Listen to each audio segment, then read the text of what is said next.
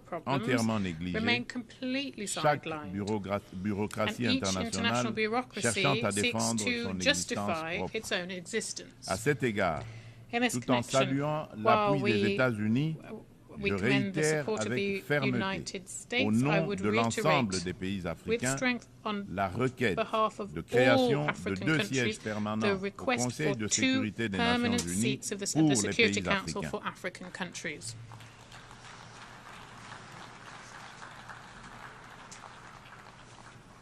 En tant que principal décideur au sein de l'ONU, cet organe doit intégrer des représentants africains parmi ses membres permanents avec toutes les prérogatives leur reconnues, notamment le droit de veto pour garantir une juste représentation géographique.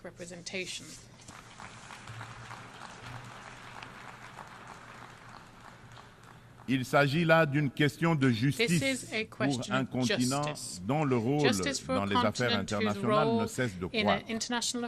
Nous, Africains, tenons cette exigence avec la plus grande détermination.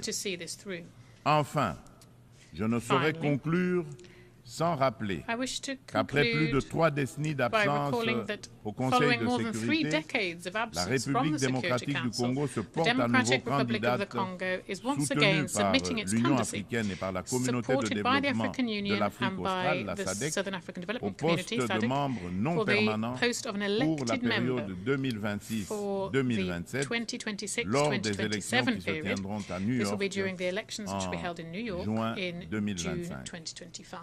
La République démocratique du Congo a déjà occupé cette fonction entre 1982 et 1983, 1990 et 1991, période durant lesquelles elle a œuvré pour la promotion de la paix, de la sécurité et de la stabilité en Afrique et dans le monde.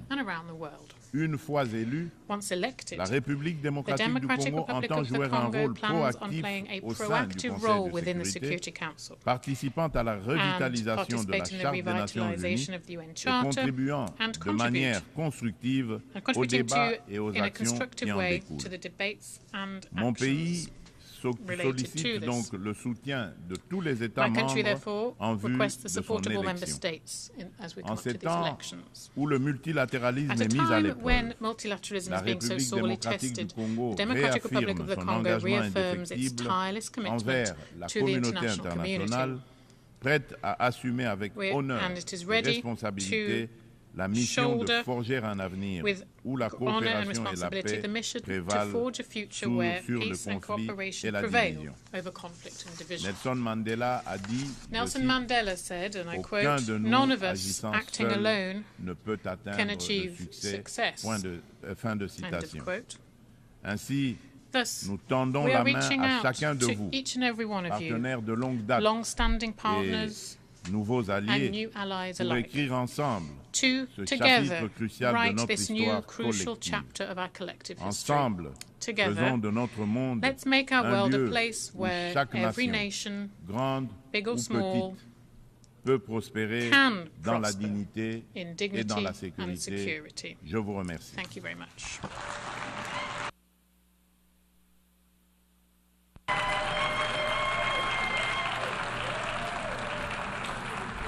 On behalf of the Assembly, I wish to thank the President of the Democratic Republic of the Congo.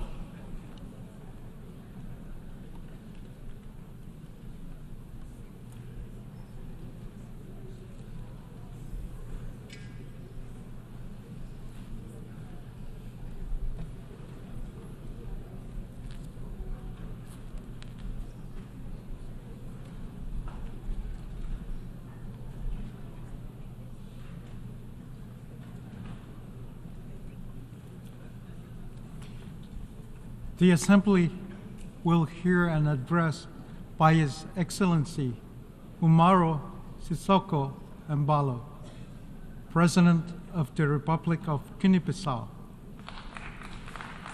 I request protocol to escort His Excellency and invite him to address the Assembly.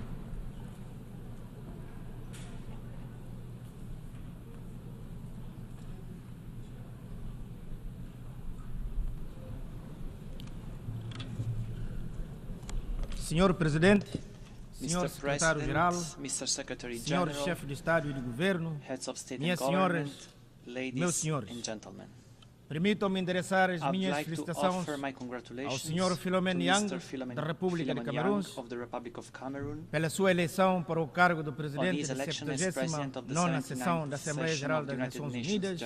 Desejo-lhe muito sucesso num contexto internacional que é muito complicado.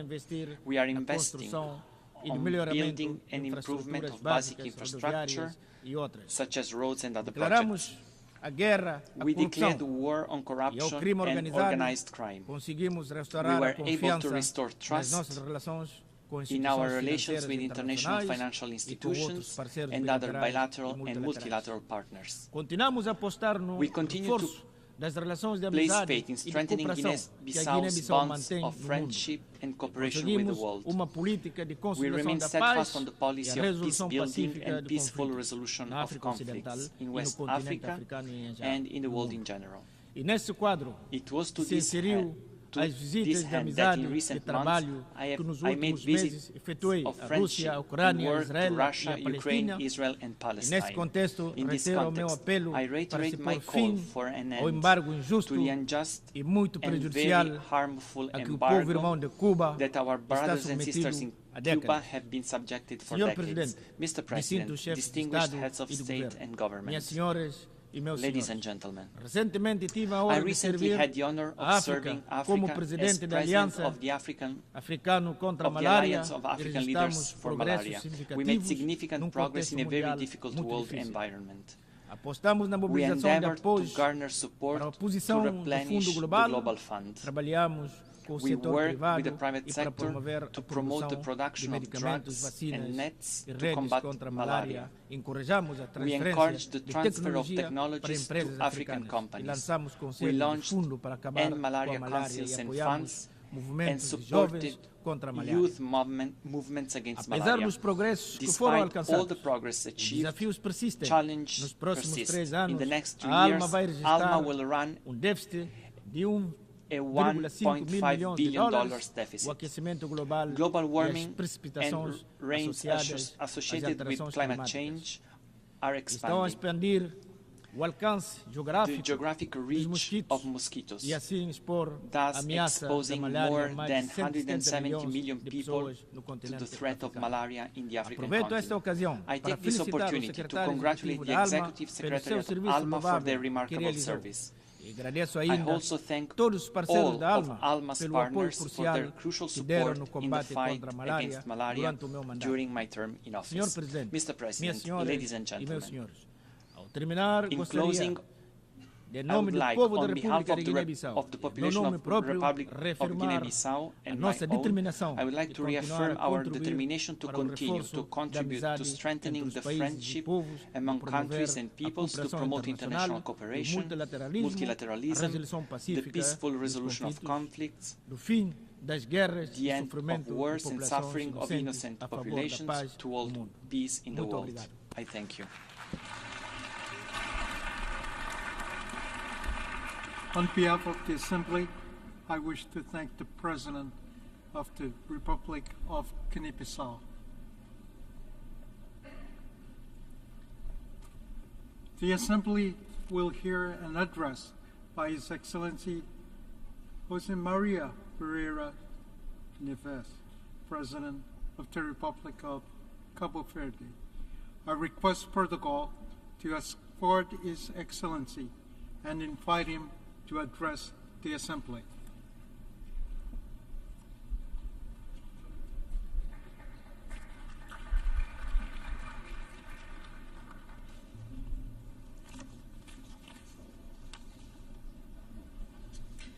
Excelências, inúmeros conflitos armados continuam a assolar várias regiões do mundo, com impacto devastador sobre as respectivas populações, comunidades e agentes humanitários, com especial destaque para o que se verifica no Médio Oriente, cujo potencial de escalada e risco de alastrar é por demais evidente.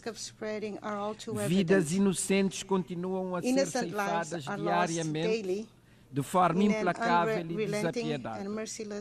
Apelamos às partes envolvidas, à comunidade internacional e às instâncias internacionais pertinentes para que não sejam poupados esforços para, pela via do diálogo e em plena observância dos valores defendidos pela Carta das Nações Unidas, do direito internacional e do direito humanitário, por termo a esses conflitos e assim permitir o regresso paulatino à normalidade e a possibilidade de construir um futuro que seja melhor do que este presente de destruição e morte indiscriminada.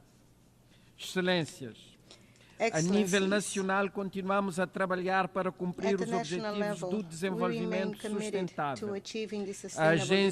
A Agenda Global 2030 e a Agenda da União Africana para o Horizonte 2063. Continuamos a implementar políticas que visam o acesso universal à educação de qualidade e à saúde, bem como a plena inclusão dos jovens em todos os aspectos da vida social, económica e política, garantindo assim que as gerações futuras estejam munidas das necessárias ferramentas para enfrentar os desafios globais. Este ano, a Organização Mundial da Saúde reconheceu os resultados de todo o trabalho realizado em Cabo Verde, atribuindo-nos o certificado de país livre da malária, facto que nos reconforta e estimula a prosseguir a luta pela saúde, enquanto um direito fundamental de todos. Muitos países, sobretudo em África, continuam abraçados com esta terrível doença. No entanto, com uma aplicação eficiente das tecnologias atuais, temos uma oportunidade única de erradicar essas doenças evitáveis e tratáveis que há muito atormentam a humanidade, causando sofrimento, impedindo o progresso econômico e aprisionando milhões na pobreza. Para atingir tal meta, lanço um apelo para que durante a reconstituição do Fundo Mundial IDA 21 em Paris, no próximo mês, seja incluído um fluxo de financiamento dedicado à eliminação de doenças. Os micróbios patogênicos e a resistência antimicrobiana representam também ameaças significativas para a saúde pública global e, por conseguinte, compreender e gerir a atividade microbiana é essencial para enfrentar desafios globais como a luta contra a doença, a segurança alimentar, a conservação ambiental e a mitigação das alterações climáticas. No conturbado contexto internacional em que nos encontramos, em que múltiplas crises continuam a impactar as pessoas e o planeta, reitero o firme compromisso de Cabo Verde no sentido de continuar a dar o seu contributo enquanto membro ativo e útil das Nações Unidas e paladino incansável dos valores universais contidos na sua Carta. De entre as crises mencionadas, o impacto das alterações climáticas afetando sobretudo os mais vulneráveis, dentre os quais os CIDs. É crucial que a COP29 traga progressos urgentes e tangíveis nas principais questões climáticas, e especialmente à medida que se aproxima a meta de 2030 para reduções significativas das emissões. As nossas populações, com particular ênfase nos CIDs, desejam compromissos mais ousados, especialmente por parte de países com elevadas emissões, e uma implementação mais rápida de políticas e mecanismos financeiros para assegurar que a ação climática seja não só ambiciosa, como também equitativa e eficaz. A subida do nível do mar, também ela consequência das alterações climáticas, exige atenção especial. O problema é multidimensional e estende-se muito para além das populações insulares e costeiras. Afeta todos os continentes e regiões, não deixando ninguém imune a essa catástrofe em formação. Assim, saudamos a realização da reunião de alto nível a decorrer hoje sobre o tema enfrentar as ameaças colocadas pela subida do nível do mar.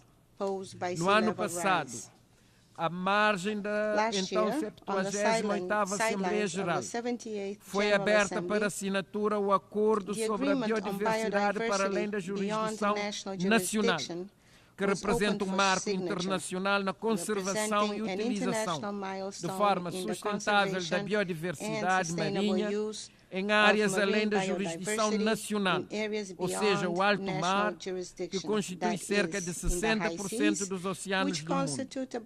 Apraz-me informar que o meu país assinou esse acordo logo no primeiro dia, Estamos agora a finalizar o processo de ratificação. Apelo a todos os que ainda não o tenham feito para também assinar e ratificar este importante instrumento para a conservação da vida nos nossos oceanos.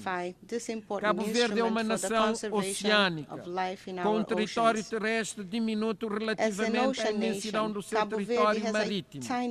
Por isso, não hesitei em aceitar o honroso convite da Unesco para me tornar patrono da Aliança da Década das Nações Unidas, da Ciência Oceânica para o Desenvolvimento Sustentável. Enquanto nação oceânica, com uma forte dependência dos recursos marinhos, o nosso papel na década dos oceanos centra-se em ações locais e globais para promover a gestão sustentável dos oceanos. Temos estado focados na importância da gestão sustentável dos oceanos, particularmente para os pequenos estados insulares em desenvolvimento, que são muito vulneráveis às alterações climáticas e à degradação dos ecossistemas marinhos. Por 3 anos consecutivos, já organizamos conferências oceânicas internacionais para promover parcerias entre governos, setor privado, cientistas e sociedade civil, visando avançar a ciência oceânica e criar soluções inovadoras para os desafios dos oceanos. É importante reunir as principais partes interessadas para impulsionar soluções colaborativas para os oceanos, ajudar a desenvolver capacidades de investigação para estudar o impacto das alterações climáticas, da acidificação dos oceanos e promover a partilha de conhecimento e a transferência de tecnologia para melhorar os sistemas de monitorização e observação dos oceanos.